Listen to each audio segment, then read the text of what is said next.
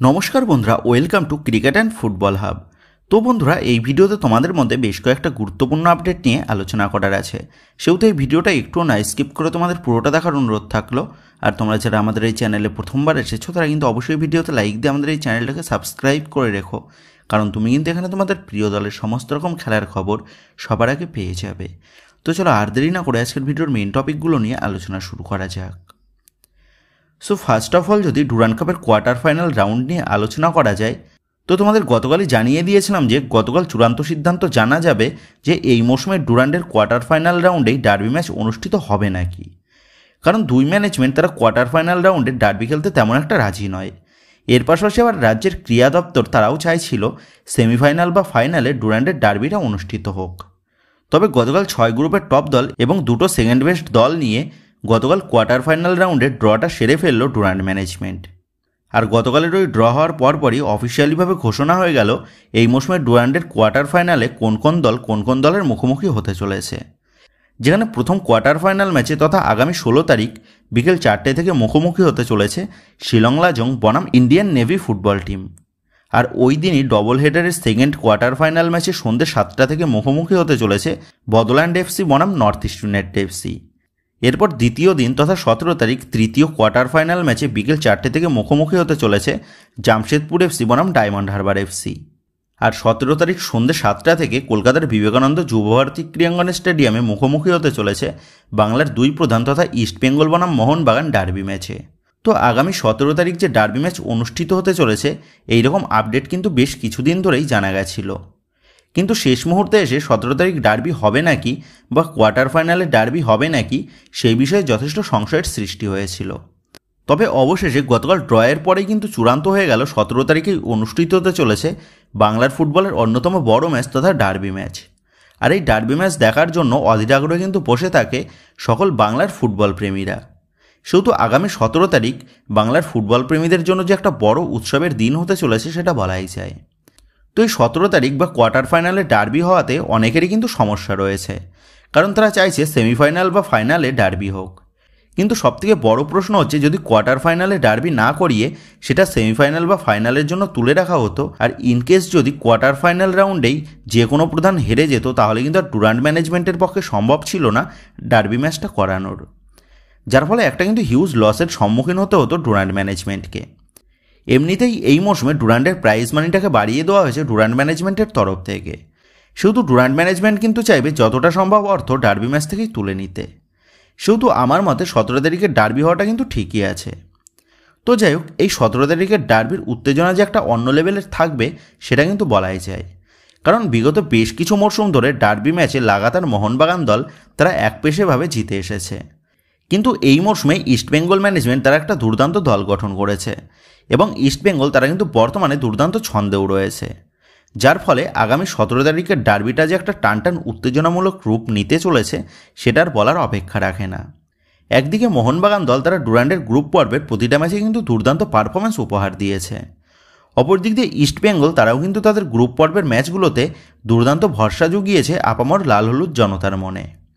সেহেতু আমরা আগামী 17 তারিখ যে একটা কাটায় টক্কর দেখতে পেতে চলেছি সেটা কিন্তু পুরোপুরিভাবে নিশ্চিত। তো যাই হোক, এবার এই ডার্বি ম্যাচের টিকিটের বিষয়ে কথা বললে এই ম্যাচের অনলাইন এবং অফলাইন দুই জায়গাতেই কিন্তু টিকিট দেওয়া হবে। তবে সেটা কত পরিমাণ টিকিট ছাড়া হবে বা টিকিটের প্রাইসটা কেমন হবে সেই বিষয়ে কিন্তু কোনোরকম আপডেট আসেনি এই ভিডিওটা পোস্ট করার আগে পর্যন্ত। তবে এইটুকু তোমাদের বলতে পারি, এই ডার্বি ম্যাচের ক্রেজটা যেহেতু একটু হিউজ হতে চলেছে সেই কারণে এই ম্যাচের টিকিট পাওয়াটাও কিন্তু খুব চাপের হবে সমর্থকদের জন্য। অনলাইন টিকিট ওপেন হওয়ার কয়েক মুহূর্তের মধ্যেই সব টিকিট কিন্তু সোল্ড আউট হয়ে যাওয়ার একটা হিউজ চান্স রয়েছে। এর পাশাপাশি অফলাইন টিকিটের জন্যও কিন্তু রাত থেকে লম্বা লাইন দেখা যেতে পারে। আর এর পাশাপাশি আবার কালোবাজারি তো রয়েছেই। সেহেতু তোমরা যারা এই ডার্বি ম্যাচটা দেখতে যাবে ভাবছো, তারা সবসময় ডুরান্ডের অফিসিয়াল সোশ্যাল মিডিয়ার পেজগুলোর দিকে ফলো রেখো, কারণ অনলাইন টিকিটগুলো ছাড়ার কিছুক্ষণের মধ্যেই কিন্তু সোল্ড আউট হয়ে যেতে পারে। আর আজ থেকেই অনলাইন টিকিট ছাড়ার একটা সম্ভাবনা রয়েছে। সেহেতু তোমরা অবশ্যই ডুরান্ডের সমস্ত রকম অফিসিয়াল সোশ্যাল মিডিয়া পেজগুলোতে সর্বদা নজর রেখো। আর আমাদের কাছে যখন যেমন আপডেট আসবে তখনই কিন্তু তোমাদের মধ্যে সেই আপডেটগুলো শেয়ার করে দেব এই ডুরান্ডের টিকিট সংক্রান্ত বিষয়ে। তো যাই হোক বন্ধুরা, তোমরা কমেন্ট করে জানিও আসন্ন ডার্বিতে কোন দল বাজিমাত করতে পারে বলে তোমার মনে হচ্ছে। এই বিষয়ে তোমাদের মতামতটা অবশ্যই নিচে কমেন্ট করে জানিয়ে দিও। তো যাই হোক, এবার পরবর্তী আপডেটটা বেরিয়ে আসছে আমাদের জাতীয় দলকে নিয়ে। তো তোমরা জানো এআইএফএফের তরফ থেকে আমাদের জাতীয় দলের হেড কোচ পদের জন্য আমাদের স্বদেশি কোচ খালিদ জামিলকে নিযুক্ত করা হয়েছে। আর এই বিষয়ে এআইএফএফের তরফ থেকে বিগত বেশ কিছু সপ্তাহ আগে ঘোষণা করা হলেও খালিদ জামিল সে কত বছরের চুক্তিতে আমাদের জাতীয় দলে যোগ দিচ্ছে বা মানালো মার্কোজ ঢোকার মতনই খালিদ জামিল সেও কি ক্লাব এবং ন্যাশনাল টিম দুটোরই ডিউটি পালন করবে নাকি, সেই বিষয়ে কিন্তু কোনোরকম আপডেট এতদিন পর্যন্ত জানা যায়নি। তবে বর্তমানে দাঁড়িয়ে এই বিষয়ে যে চূড়ান্ত আপডেটটা জানা গেছে সেটা হচ্ছে আগামী 2 মরশুমের চুক্তিতে খালিদ জামিল সে কিন্তু আমাদের জাতীয় দলের হেড কোচ পদের জন্য যোগ দিয়েছে এবং খালিদ জামিল সে শুধুমাত্র আমাদের জাতীয় দলকেই নেতৃত্ব দেবেন। মানে খালিদ জামিল সে জামশেদপুর এফসির সাথে তার কন্ট্রাক্টটাকে টার্মিনেট করে নিতে চলেছে আজকালের মধ্যেই। আর জামশেদপুর এফসি তারা এই ডুরান্ডের বাকি ম্যাচগুলোর জন্য খালিদ জামিলের পরিবর্তে এক ইন্ট্রিম কোচের হাতে দলের দায়িত্বভারটা তুলে দিতে চলেছে। তো আমাদের জাতীয় দলের দায়িত্বভারটা তুলে নেওয়ার পর কোচ খালিদ জামিলের প্রথম টুর্নামেন্ট হচ্ছে কাফা টুর্নামেন্ট, যেটা অনুষ্ঠিত হতে চলেছে আগস্ট মাসের শেষ থেকে। আর যেমনটা আপডেট, কোচ খালিদ জামিল তিনি কিন্তু ইতিমধ্যেই এই কাফা টুর্নামেন্টের জন্য প্লেয়ার শর্টলিস্ট করাও শুরু করে দিয়েছে। আর খুব সম্ভবত আগামী 15ই আগস্ট থেকেই কলকাতায় কাফা টুর্নামেন্টের জন্য ন্যাশনাল ক্যাম্প চালু হতে চলেছে। সেহেতু কোচ খালিদ জামিলের আন্ডারে আমাদের জাতীয় দলে সুদিন ফিরে নাকি, সেই দিকেই কিন্তু এখন নজর থাকবে আপামর ভারতীয় ফুটবল প্রেমীদের। তো বন্ধুরা, তোমাদের কি মনে হয় কোচ খালিদ জামিলের আন্ডারে আমাদের জাতীয় দল কি কামব্যাক করতে পারবে? এই বিষয়ে তোমাদের মতামতটা অবশ্যই নিচে কমেন্ট করে জানিয়ে দিও। তো যাই হোক, এবার নেক্সট আপডেটটা বেরিয়ে আসছে মোহনবাগানের সিএফএলের ম্যাচ নিয়ে। তো আজ দুপুর 3টে থেকে সিএফএলে মোহনবাগানের ম্যাচ রয়েছে মেসারার্সের বিরুদ্ধে।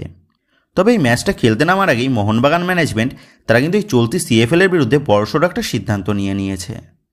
যেমনটা জানা গেছে, মোহনবাগান সচিব তিনি জানিয়েছেন চলতি ডুরান্ড কাপে তাদের জুনিয়র দলের বেশ কিছু প্লেয়ার থাকার জন্য তারা ডুরান্ড শেষ না হওয়া পর্যন্ত সিএফএলের কোনো ম্যাচে খেলতে নামবে না। আর এই মর্মে আইএফের কাছে মোহনবাগানের সিএফএলের কিছু ম্যাচ রিশিডিউল করার চিঠি পাঠানো হয় মোহনবাগান ম্যানেজমেন্টের তরফ থেকে। তবে আইএফএ তারা জানিয়ে দেয় তারা কোনো ম্যাচ পরিবর্তন করবে না। সেহেতু মোহনবাগান যদি আজ খেলতে না নামে তাহলে বিপক্ষ দলকে ওয়াক ওভার দিয়ে দেওয়া হবে।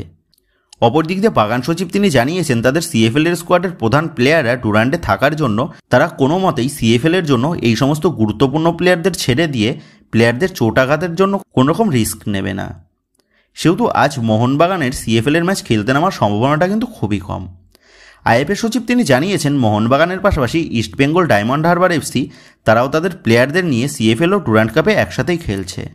সেহেতু তাদের যদি কোনোরকম সমস্যা না হয় তাহলে মোহনবাগানের কেন সমস্যা রয়েছে। আর এর পরিপ্রেক্ষিতেই বাগান সচিব তিনি জানিয়েছেন কোন দলের কি সমস্যা আছে বা সমস্যা নেই তারা সেটা দেখতে যাবে না। মোহনবাগানের সমস্যা রয়েছে তাই মোহনবাগান খেলবে না। সেহেতু শেষ পর্যন্ত গিয়ে মোহনবাগান দলের ডুরান্ড কাপের রেজিস্টার থাকা যে সমস্ত জুনিয়র প্লেয়াররা রয়েছে সেই সমস্ত প্লেয়ারদের ছাড়াই আজ সিএফএলের ম্যাচে মোহনবাগান দল খেলতে নামবে নাকি, সেই দিকেই কিন্তু আমাদের নজর থাকবে। তবে যতদূর সম্ভাবনা আজ কিন্তু মাঠে নামবে না মোহনবাগান সিএফএলের ম্যাচে। তো বন্ধুরা, তোমরা কমেন্ট করে জানিও মোহনবাগান ম্যানেজমেন্ট যে সিদ্ধান্তটা নিয়েছে সেটা কি সঠিক সিদ্ধান্ত নাকি ভুল সিদ্ধান্ত। এই বিষয়ে তোমাদের মতামতটা অবশ্যই নিচে কমেন্ট করে জানিয়ে দিও। তো যাই হোক, এবার পরবর্তী আপডেটটা নিয়ে কথা বলার আগে তোমাদের কাছে একটাই অনুরোধ থাকলো, তোমরা যারা যারা আমাদের এই ভিডিওটা দেখছো কিন্তু এখনও পর্যন্ত আমাদের ভিডিওতে একটা লাইক করোনি বা লাইক করতে ভুলে গেছো, তারা অবশ্যই আমাদের এই ভিডিওতে একটা লাইক করে দিও। আর রোজ রোজ এইরকম লেটেস্ট আপডেটগুলোর সাথে আপডেটেড থাকতে তোমরা যারা যারা এখনও পর্যন্ত আমাদের চ্যানেলের সাথে যুক্ত হওনি তারা আর দেরি না করে অবশ্যই আমাদের চ্যানেলটাকে সাবস্ক্রাইব করে আমাদের পাশে থেকো। তো যাই হোক, এবার পরবর্তী আপডেটটা বেরিয়ে আসছে মোহনবাগান দলের চোটগ্রস্ত প্লেয়ারদের কারেন্ট সিচুয়েশন নিয়ে।